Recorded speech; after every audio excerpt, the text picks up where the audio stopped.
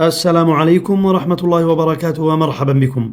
في هذه العجالة أقف وإياكم مع آثار قديم يوجد في دولة تونس. إنه آثار قديم عريق من أرقى العمل الإنساني في التاريخ القديم.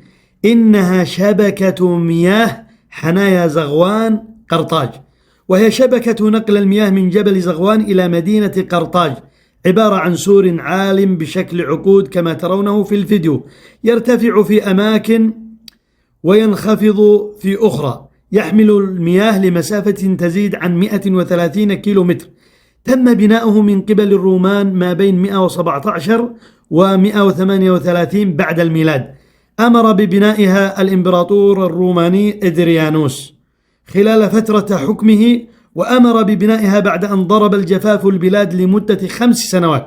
تم إعادة تأهيل هذه القناة بأفضل مما كانت عليه بعد أن كانت تدمرت تماما، فتم بناؤها في عهد الخليفة المستنصر بالله الحفصي، وأوصلها بجامع الزيتونة.